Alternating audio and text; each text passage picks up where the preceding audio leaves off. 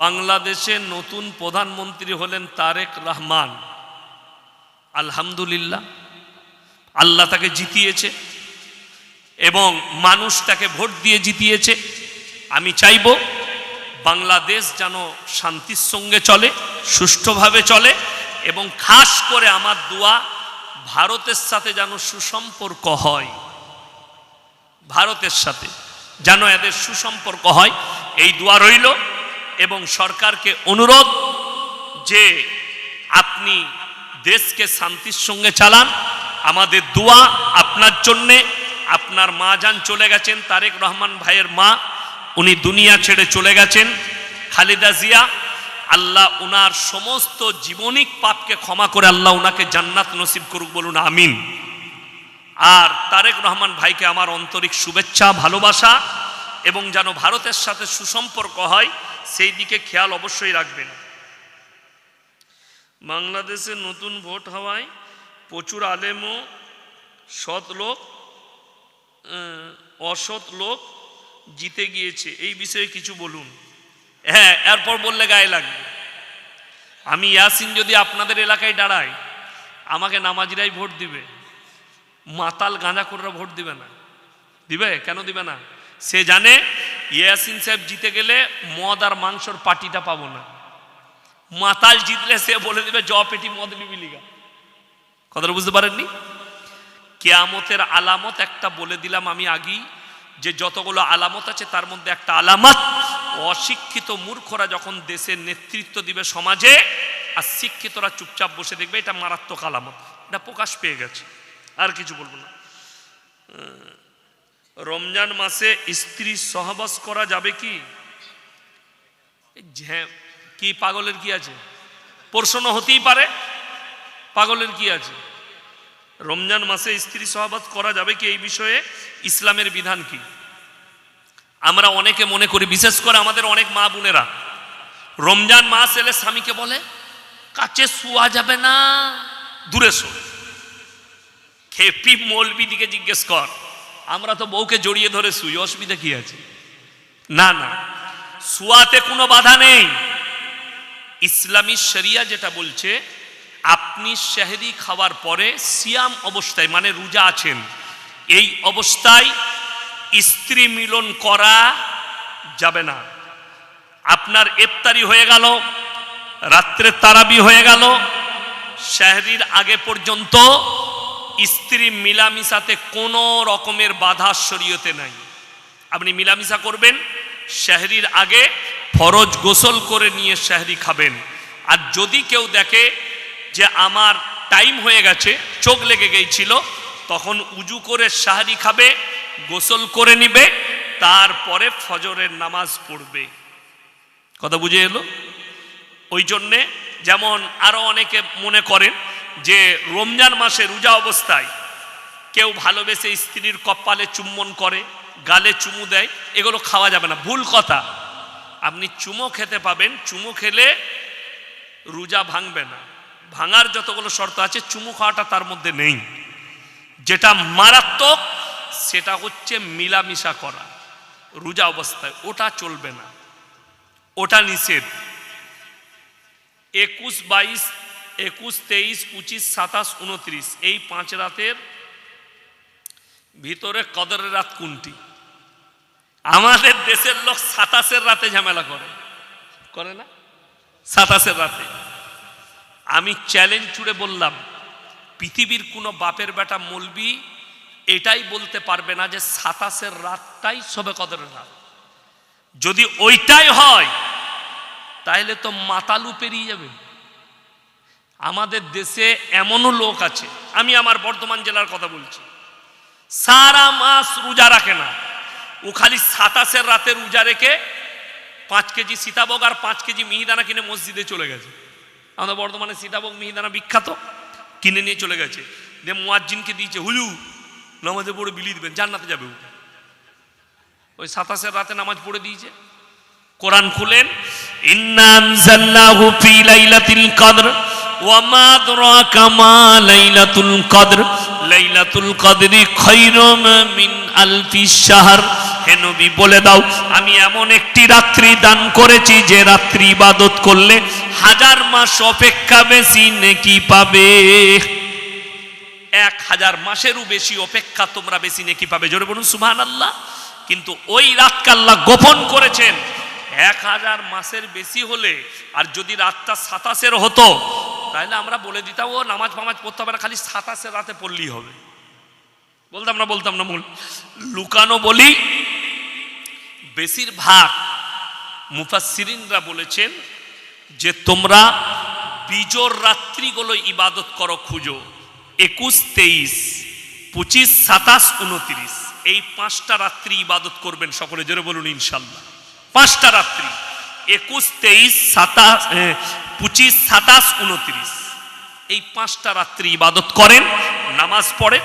নামাজ কেমন পড়বেন এইটা এখন বিষয়। আমাদের দেশের মায়েরা ও বলছে আমি 100 রাকাত নামাজ পড়ব। এই শবে বরাতের দিনে একজন মা ফোন করেছে, হুজুর শবে বরাতের রাতের গোসলটা কি? আমি বললাম তুই গিয়ে দীঘায় ডুব মেরে আয়। আমি জানি না কেন ওই গোসলটা হচ্ছে ওর দাদির হাদিস আর নানির হাদিস, কোরআন হাদিস নয়। শবে বরাতের আবার কোথায় গোসল পেলে? যেমন স্যাম্পেল গোসল করি ওই গোসল। তোমার ফরজ গোসলের প্রয়োজন হলে করবে, আর ফরজ গোসলের প্রয়োজন না হলে করবে না। কে বুঝাবে দিবে? যেমন আমাদের দেশের ছেলেরা এমনি নামাজ পড়ে না। 2 24 পরগনা, মুর্শিদাবাদ, হাওড়া, হুগলি, মেদিনীপুর, নদিয়া, 24 পরগনা। শবে বরাতের রাতে কিছু গুটকাখোর ঘুরে বেড়ায় সারা রাত বাইক নিয়ে, সারা বছর নামাজ নাই। ও শবে বরাতের রাতে 100 রাকাত পড়ে জান্নাতে যাবে। ও ঝাঁটা জুতো খাবে, ঝাঁটা জুতো কবরে গিয়ে। কি করবি? শবে বরাতের রাতে চাচার নামাজটা কবুল হবে তোর লয়, যে 365 দিন নামাজ পড়ে।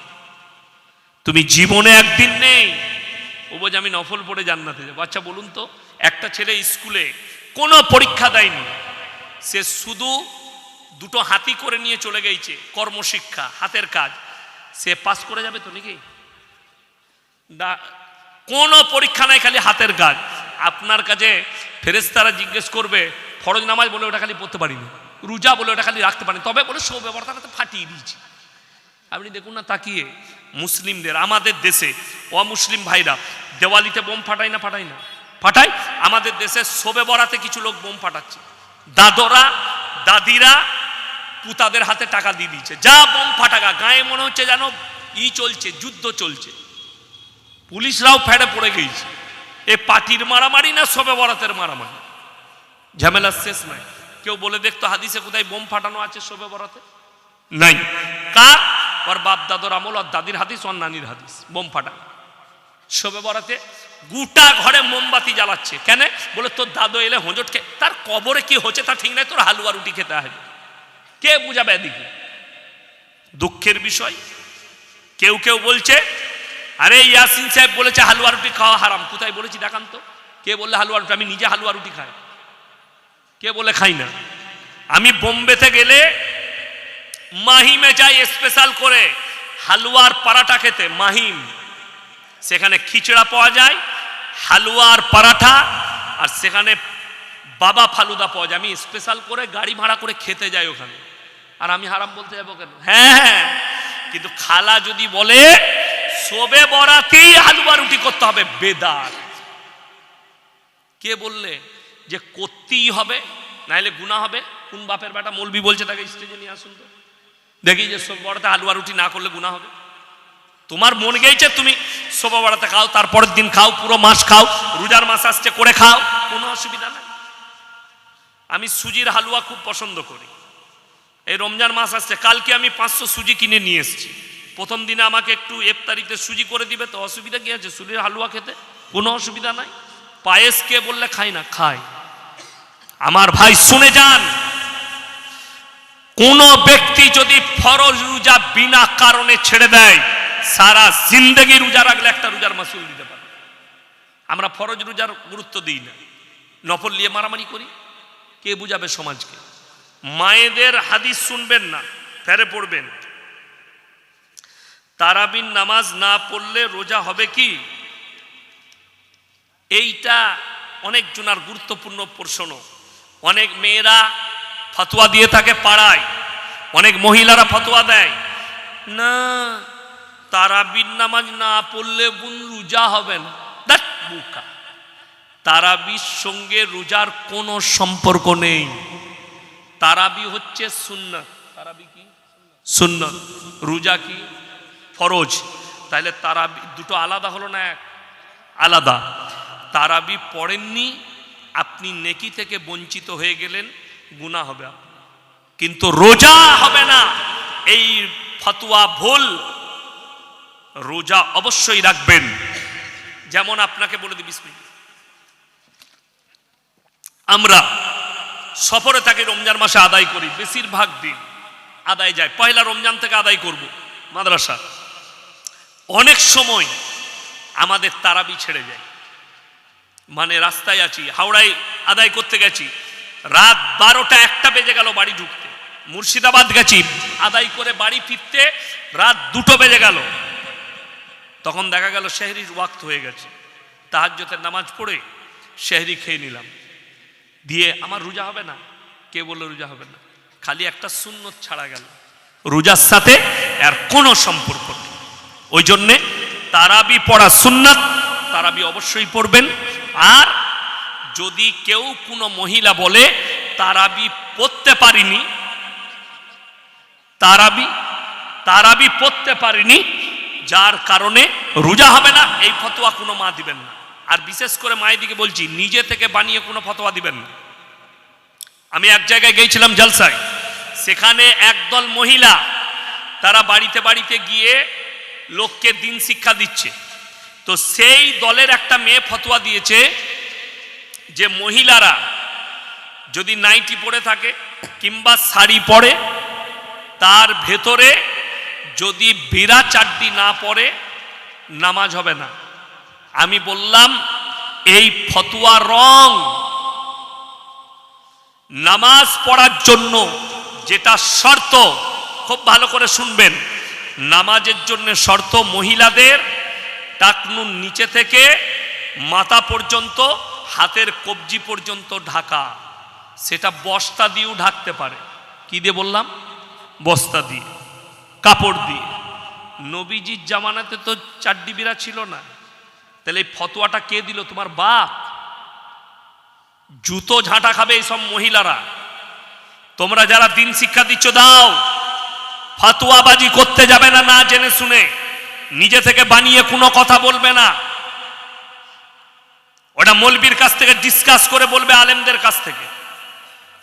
কোরআন শিক্ষা দিচ্ছে একটা মেয়ে, শিক্ষা দিবে, অসুবিধা নাই, কিন্তু মাথায় রাখবেন ফতোয়াবাজি করবেন না, মাসলা বলতে যাবেন না, আপনি বিপদে পড়বেন। ওই জন্য কোনো মহিলার অধিকার নাই সে যেন ফতোয়া না দেয়। আপনি একটা মেয়েকে কোরআন শিক্ষা দিতে পারেন, যদি আপনার বাড়িতে ছেড়ে থাকে, একবার মসজিদে গিয়ে জিজ্ঞেস করে আসুন তো এই মাসলাটা। যে ব্যক্তি নিজের রূপটা পুরুষের নারীর মতো ধারণ করে, আল্লাহ কিয়ামতের দিনে বলবেন তুমি নারীর রূপ ধারণ করে দেখাও। তারা বলবে অক্ষম, আল্লাহ বলবে জাহান্নামে যাও, আর কোনো রাস্তা নাই। ওই নারী, মায়েরা যারা শুনছেন শুনেন, ওই মেয়েটা যে পুরুষদের মতো পোশাক পরবে, পুরুষদের মতো চুল কাটবে, পুরুষদের মতো চালচলন করবে, ওই মহিলাটার দিকেও আমার আল্লাহ তাকাবেন না। তাকে বলা হবে তুমি পুরুষের রূপ ধারণ করো। সে যখন বলবে আমি অক্ষম, আল্লাহ বলবে জাহান্নামে চলে যাও। এই যে সমকামী, ছেলেতে ছেলেতে বিয়ে, মেয়েতে মেয়েতে বিয়ে, এই পাপটা আজকের পাপ নয়, আল্লাহ রসুলের যুগের পাপ নয়, হযরতে মুসা নবীর যুগের পাপ নয়, ঈসা নবীর যুগের পাপ নয়, ইউসুফ নবীর যুগের পাপ নয়। এই পাপ হচ্ছে হযরতে লূত নবীর কওমের পাপ। যাদের বাড়িতে গোটা পৃথিবীর ম্যাপ আছে, ম্যাপটা খুলে দেখেন, সেই ম্যাপে একটা সাগরের নাম হচ্ছে মরা সাগর, বৈজ্ঞানিকরা রেখেছে। কেন? সেই সাগরে একটা পোকা মাকড় পর্যন্ত জন্মায় না। কেন? হাদিস মোতাবেক, কোরআনের ব্যাখ্যা মোতাবেক ওই জায়গাতেই আল্লাহ তাআলা হযরতে লূত নবীর কওমকে রুটির মতো পাল্টিয়েছে। কেন? তাদের অপরাধ ছিল সমকামী। আমার মা বোন যারা স্কুল কলেজে পড়তে চাও, তারা যদি মনে করেও আমি সমকামী, আমার মা তাহাজ্জুদ গুজার, আমি সমকামী, আমার বাপ হাজী সাহেব, আমি সমকামী, আমার বাপ নামাজি, আমি মরে যাওয়ার পরে দোয়া করে জান্নাতে পাঠাবে, তোমার বাপ তো দূরের কথা, গোটা পৃথিবীর যত মৌলবি আছে আর পীর আছে এক কাছে করো, জান্নাতের খুশবু পর্যন্ত তোমাকে দিতে পারবে না। যদি বলেন দলিল, পীরদের মৌলবিদের মর্যাদা বেশি না নবীদের মর্যাদা বেশি আল্লাহর কাছে? কথা বলে না? নবীদের মর্যাদা। কেন? নবীরা মাসুম, নবীরা জান্নাতি। শুনে রেখে দেন, কোরআনে আল্লাহ লাকির টেনে দিয়েছেন। কি টেনেছেন? লাকির। লাকির মানে হচ্ছে দাগ টেনে দেওয়া। হে আমার মুহাম্মদ সাল্লাল্লাহু আলাইহি সাল্লাম নবী, তুমি পৃথিবীর মানুষকে শুনিয়ে দাও, দুজন পৃথিবীতে নবী, সেই দুজন নবীর বিবিকে জাহান্নামে দেব, তারা নবী হওয়ার পরও আটকাতে পারবে না। কজন নবী বললাম বাবা? দুজন। কে কে? এক নম্বর হচ্ছে লূত নবী, দুই নম্বর হচ্ছে নূহ নবী। এই দুজনের বিবি জাহান্নামে যাবে, কোরআনে আছে। দারাবাল্লাহু মাসালাল লিল্লাযীনা কাফারু ইমরাআতা নূহিন ওয়া ইমরাআতা লূত কানাতা তাহতা আবদাইনি মিন ইবাদিনা সালিহাইনি ফাকানাতাহুমা ফালাম ইউগনি আনহুমা মিনাল্লাহি শাইয়্যা ওয়া কিলা আদখুলান নারা মা'আদ দাখিলিন। দুজন উলুল আযম নবী, নূহ নবী আর লূত নবী। হে নবী, এই দুজনের বিবিকে জাহান্নামে দেব, এরা নবী হওয়ার পরেও আটকাতে পারবে না। এটা আমি লাকির টেনে দিলাম, আমি আল্লাহ। এটা তোমার উম্মত উম্মতিকে শুনিয়ে দাও, যেন এইরকম পাপে তারা না লিপ্ত হয়। তাদের পাপ কি ছিল? লূত নবীর বিবির মারাত্মক 4টা পাপ। যারা মা বোন আমার জালসা শুনছেন, যারা শুনেন, তারা শুনে যান। আজকে যদি চোখ খোলা থাকে, দিলের কানটা খোলা থাকে, শুনে যান। আখরি জামানায় দুটো কারণে বেশিরভাগ মহিলা জাহান্নামে যাবে। একটা কারণ হচ্ছে বেপর্দা, দুই নম্বর হচ্ছে স্বামীর অবাধ্যতা। দুই নম্বর কি বললাম? স্বামীর অবাধ্যতা। হযরতে লূত নবীর বিবি 1 নম্বর অপরাধ ছিল আল্লাহকে অবিশ্বাস করা। 2 নম্বর অপরাধ নবীকে অবিশ্বাস করা। 3 নম্বর অপরাধ স্বামীর অবাধ্যতা করা। 4 নম্বর অপরাধ হচ্ছে সমকামিতে লিপ্ত হওয়া। আমার বাপ দাদু যা করেছে আমিও তাই করি। এই অপরাধের কারণে, 4টা অপরাধের কারণে তাকে জাহান্নামে যেতে হবে। আর আখরি জামানায়, এই শেষ জামানায় দুটো কারণে বেশিরভাগ মহিলা জাহান্নামে যাবে। 1 বেপর্দা, 2 হচ্ছে স্বামীর অবাধ্যতা। এখন অনেক মা বোন বলবেন, স্বামীকে কেমন খিদমত করতে হবে? আমি তোমাকে বেশি কিছু শোনাবো না। তুমি যে মুহাম্মদ সাল্লাল্লাহু আলাইহি সাল্লামকে যদি বিশ্বাস করো, আল্লাহর নবী সাল্লাল্লাহু আলাইহি সাল্লাম, আপনার চোখ দিয়ে পানি আসবে। রাত্রে যখন নামাজের পাটিতে তাহাজ্জুদে কাঁদতেন, প্রত্যেক দিন হযরতে খাদিজাতুল কুবরা রাদিয়াল্লাহু তাআলা আনহার জন্য তিনি দোয়া করতেন, আল্লাহ আমার খাদিজাকে তুমি জান্নাত দিও, আমার খাদিজার যদি এতটুকু ভুল ত্রুটি থাকে আল্লাহ ক্ষমা করে দিও। এই দোয়া নবীজি করতেন। মা আয়েশা সিদ্দিকা রাদিয়াল্লাহু তাআলা আনহা বললেন, ইয়া রাসূলুল্লাহ, একদিন জিজ্ঞেস করলেন, আপনাকে আমি একটা কথা জিজ্ঞেস করতে চাই, প্রশ্ন। বলে, বলো আয়েশা, তুমি তো আমার কাছের, বলো কি ব্যাপার? বলে, ইয়া রাসূলুল্লাহ, আপনি কেন প্রত্যেক দিন খাদিজার জন্য দোয়া করেন? নবীজি মাথাটা নিচু করে চোখ দিয়ে পানি ফেলালেন টপ টপ করে। হে আয়েশা, জীবনে আর এই কথা বলো না, তোমরা আমার সুখের দিনের বিবি, আর খাদিজা হচ্ছে আমার দুঃখের দিনের। যেদিনে মক্কায় আমার পাশে কেউ ছিল না, সেদিনে খাদিজা আমার পাশে ছিল।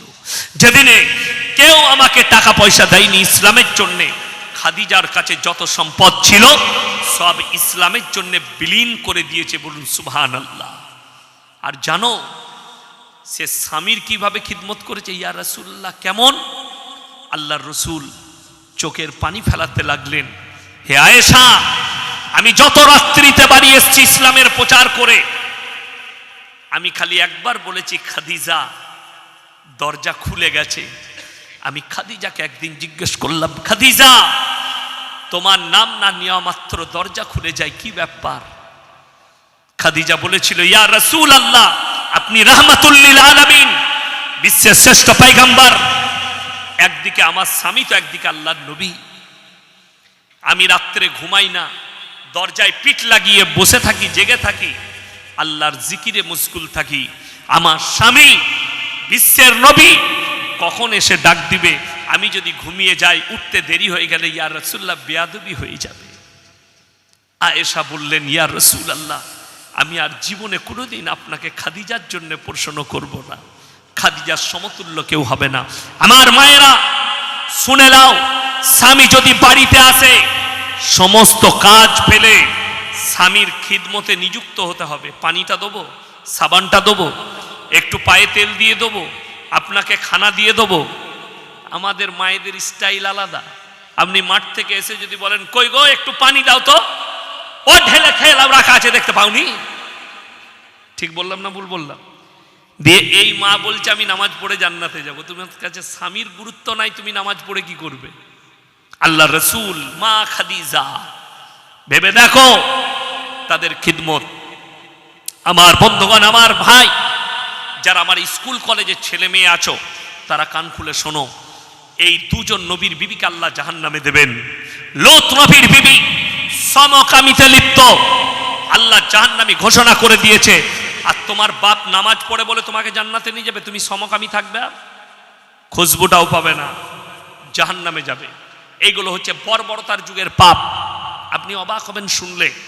যারা আমার স্কুল কলেজের মাস্টার আছেন, বর্বরতার যুগের পাপগুলো কিভাবে মডেলিং হয়ে এসছে লেখে নিয়ে যান, কালকে স্কুলে গিয়ে বইটা মিলিয়ে নেবেন। আমি ইয়াসিন বলে গেলাম, আমরা যখন বইয়ে পড়েছি, ইতিহাসের পাতায় আদিম যুগের ঘটনা পড়েছেন না পড়েননি? যদি না পড়ে থাকেন গুগলে সার্চ করুন। পৃথিবীর মানুষ সভ্যতার প্রথম পোশাকের নাম হচ্ছে গাছের ছাল, গাছের পাতা আর পশুর চামড়া। গুগলে সার্চ করুন, পেয়ে যাবেন। আমি খালি মুখে বলে দেন ইতিহাস পড়ে, আপনি গুগলে সার্চ করুন। আপনার বাড়িতে ইতিহাস থাকলে পড়ে নেবেন, কোনো ইতিহাসের মাস্টারকে জিজ্ঞেস করবেন। পৃথিবীতে প্রথম পোশাক পশুর চামড়া আর গাছের ছাল আর গাছের পাতা। মানুষ ন্যাংটো ঘুরে বেড়াতো। কারা বলছে? এ হারামখোররাই বলছে, ইতিহাসবিদরা। তারপরে মানুষ কাপড় পরতে শিখলো, তারপরে মানুষ ঢাকতে শিখলো, সভ্যতা খুঁজে পেল। এখন বোঝা যাচ্ছে এদের কথা মোতাবিক ঢেকে নেওয়ার নাম হচ্ছে সভ্যতা, কাপড় পরার নাম হচ্ছে সভ্যতা। আর এখনকার কিছু হারাম করবে বেরিয়েছে, বলছে ন্যাংটো হওয়ার নাম সভ্যতা। কথাটা বুঝতে পারেননি? যে মেয়েটা যত ন্যাংটো হবে, সে মেয়েটা তত বেশি ভাইরাল। কথাটা বুঝতে পারেননি? এখন তো অনেক মুসলিম মেয়ে, মুসলমানদের মেয়ে রিলস বানাচ্ছে, রিলস দেখেছেন মোবাইলে, রাস্তায় গিয়ে নাচছে। আবার অনেক মেয়ে আছে ব্যাকগ্রাউন্ডে কি মিউজিক দিচ্ছে, আল্লাহর রাসূল বলেছেন বিবিকে ভালোবাসতে হয়। তোর মতো বেপরদা বিবিকে লয়, তুই তো জাহান্নামে যাবি, জান্নাতে খুশবু কোথায় পাবি? অনেকজন মনে মনে ভাবছেন তো ইসলামে পর্দার এতটা গুরুত্ব। কোরআনে আছে ওয়াদরিব খুমুরিহিন্না আলা জুনুবিহিন, হে নারী পর্দা নির্ধারিত করো, তোমরা কোনোদিন ধর্ষিতা হবে না। আমি একটা মিডিয়াওয়ালাকে দেখলাম দিল্লির, যদিও সে নিজেকে মুসলমান বলে, রুবিকা লিয়াকত না, সে একটা কোনো জায়গায় তর্ক করতে গিয়ে বলছে যে মুসলমান মেয়েদিকে যদি পর্দাই করতে হতো, তাহলে আল্লাহ উপর থেকে যখন পাঠালেন পর্দা করে কেন পাঠায়নি? এটা হচ্ছে তার বক্তব্য। তাকে আমি এখনো পাইনি, পেলে বলতাম তুমি যখন দুনিয়াতে এসছো, আমরা এসছি ন্যাংটো এসছি না কাপড় পরে? কথা বলে না? ন্যাংটো তো। তাকে জিজ্ঞেস করুন, তোকে তো উপরওয়ালা ন্যাংটো পাঠাইছে, কাপড় পরছিস কেন? ন্যাংটো ঘুরে বেড়া, नंगे घूमो, दिल्ली वाले को मजा आएगा, तुम नंगी घूमोगी तो বড় কষ্ট লাগে। এরা তো ওটাই চায়। আচ্ছা বলুন, ডাক্তারের কাছে আপনি যান, ডাক্তার ওষুধ মরার লেগে দেয় না বাঁচার লেগে? কথা বলে না? বাঁচার জন্যে। আমি গেলাম, স্যার আমার জ্বর এসছে। ডাক্তার দেখলে ওরে বাপরে 110 জ্বর, চলো তাড়াতাড়ি প্যারাসিটামল 650 একটা দিয়ে দাও, একটা গ্যাসের ট্যাবলেট দিয়ে দাও, তাড়াতাড়ি এটা খান, তারপরে আরও আমি অ্যান্টিবায়োটিক দিচ্ছি জ্বরটা ভালো হবার জন্য। তাইলে জানবেন একটা মহিলাকে ভালোবাসতে গেলে তার শরীর খুলতে হবে না ঢাকতে হবে? কথা বলে না, কথা বলে না, ঢাকতে হবে। আপনার বিটিকে ন্যাংটো করার নাম সভ্যতা লয়, বিটিকে ঢেকে দেওয়ার নাম সভ্যতা। তাহলে এদিকে কে বলবে? একটা ফিল্মের পোস্টার দেখুন, মোবাইলে দেখবেন আর কৃষ্ণনগর বাজারে দেখুন, নায়ক নায়িকা আর ভিলেন তিনজনের ছবি থাকে। নায়কের ফুল হাত শার্ট ফুল প্যান্ট, আর নায়িকাটা অর্ধ উলঙ্গ ড্রেস পরে আছে। এরা বলছে নারী মর্যাদার কথা। যারা মুখেতে নারী মর্যাদার কথা বলেছিল, যারা পর্দার বিরোধিতা করছে, ওই হারামখোররাই সব ইনভেস্টমেন্ট ফাইলে নাম এসছে। যারা পর্দার বিরোধিতা করেছে, আর এক মালকে দেখলাম আমাদের দেশের মাস্টাররা স্কুলে দেখায়, তোমাদিকে এর মতো বৈজ্ঞানিক হতে হবে। মালটা টেরা বেকা সব প্যারালাইসিস মাল, সেও যেত ইফেস্টেনের কাছে। কি বললেন? বড় বৈজ্ঞানিক। এখন একটা কথা শুনে যান, সূর্যটা পশ্চিম দিকে উঠে না পূব দিকে? কথা বলে না, পূব দিকে উঠে। জানেন পশ্চিম দিকে কখন সূর্য উঠবে? কিয়ামতের আলামতের মধ্যে একটা আলামত, পশ্চিম দিকে সূর্য উঠে গেলে মানুষের আর কোনো আমল আল্লাহর বারগাহে কবুল হবে না, আমলের দরজা বন্ধ। দেওয়ার পরে হিসেব। কথাটা বুঝতে পেরেছেন? পূব দিকে সূর্য উঠে, তাইলে পূব দিকে সূর্য উঠলে আলোটা পূবেতে আগে পড়বে, সূর্যটা ডুবে কোথায়? পশ্চিমে। তাইলে ওটা অন্ধকার জগৎ, বর্বরতার জগৎ। যারা শিক্ষিত জ্ঞানী গুণী আছেন শুনে যান, যারা আমাদেরকে মাদ্রাসা ছাপ বলো, যারা আমাদেরকে বলছো এরা মাদ্রাসা ছাপ, এরা পর্দার কথা বলে, এরা মেয়েদিকে ঢেকে দিতে চাইছে, মেয়েদিকে মর্যাদা দেয় না, তাদের কাছে পশ্চিমী দুনিয়ার কাছে প্রযুক্তি আছে, নাসা আছে, তাদের কাছে টেকনোলজি আছে, তাদের কাছে দুনিয়া আছে, পরকাল নাই। আল্লাহর কসম, আমাদের কাছে দুনিয়াও আছে, পরকালও আছে। কোন মৌলবি আজ পর্যন্ত আমরা বলেছি যে মসজিদে নামাজ পড়তে ঢুকে আর বেরোনো যাবে না? কথা বলে না। কোন মৌলবি বলেছে মসজিদে নামাজ পড়তে ঢুকে আর বেরোনো যাবে না? যদি কেউ বলে থাকে জানবেন সেটা অশিক্ষিত মূর্খ, তার কাছে ইলম নাই, কোরআন হাদিসের জ্ঞান নেই, যে মসজিদে ঢুকে গেলে আর বেরোতে নেই। কোরআন বলেছে সূরা জুমআ, ইয়া আইয়ুহাল্লাযীনা আমানু ইযা নুদিয়া লিস-সালাতি মিন ইয়াউমিল জুমআ ফাসাউ ইলা যিকরিল্লাহি ওয়া যারুল বাই যালিকুম খায়রুল লাকুম ইন কুনতুম তা'লামুন। হে ঈমানদার ব্যক্তিরা, তোমাদেরকে যখন জুম্মার জন্য ডাক দেওয়া হয়, বেচা কিনা বন্ধ করে দাও, ব্যবসা বাণিজ্য বন্ধ করো, খেতিবাড়ি বন্ধ করো, আর আল্লাহর ঘরের দিকে ধাবিত হও। ছুটে চলে এসো নামাজের জন্যে। নামাজ হয়ে গেল, পরের আয়াতে আল্লাহ কি বলছেন শুনেলেন? এটা হলো দিন, পরকাল। নামাজটা কি হলো? কিসের জন্য নামাজ হয়? পরকালের আমল। এরপর আল্লাহ দুনিয়ার জন্য কি বললেন শুনেলেন? ফাইদা কুদিয়াতিস সালাতু ফান্তাশিরু ফিল আরদি ওয়াবতাগু মিন ফাদলিল্লাহ ওয়াজকুরুল্লাহা কাসীরান লাআল্লাকুম তুফলিহুন। হে নবী বলে দাও, আবার যখন নামাজ হয়ে যাবে, তোমরা হালাল রুজির সন্ধানে পৃথিবীর বুকে ছড়িয়ে পড়ো। কোরআনে অপর জায়গায় আছে, ইয়া আইয়ুহাল্লাযীনা আমানুর কাউ ওয়াসজুদু ওয়াবুদু রাব্বাকুম ওয়াফআলুল খায়রা লাআল্লাকুম তুফলিহুন। হে ঈমানদার ব্যক্তিরা, তোমরা আমার সামনে রুকু করো, সিজদা করো, আমি আল্লাহ কামিয়াবির রাস্তা তোমাদেরকে দেখিয়ে দেবো। জোরে বলুন সুবহানাল্লাহ। আমার ভাই, ফজরের নামাজ হবে, হালাল রুজির সন্ধানে বেরিয়ে পড়ুন। কে বলেছে ব্যবসা করতে মানা করেছে? কে বললে রুজির সন্ধান করতে মানা? কে বলেছে খেতিবাড়ি করতে না? আমরা বলেছি দুনিয়া দিন দুটোই, পরকাল দুনিয়া। দুনিয়ায় বাঁচতে গেলে হালাল রুজি খাও, হালাল রুজি সঞ্চয় করো, এটাও হচ্ছে একটা ইবাদত। আপনি মনে করেন না বিবি বাল বাচ্চাটা ইবাদত হয়? বিবি বাল বাচ্চাকে খাওয়ানো, হালাল খাবার দেওয়া, এটাও ইবাদত। সংসার করা, এটাও ইবাদত। আমার বন্ধুগণ, ওই জন্যে মা বোনের দিকে পর্দায় নিয়ে আসবো। জোরে বলুন ইনশাআল্লাহ। কোনো বেঈমান কাফেরের কথাই কান দেবেন না। আজ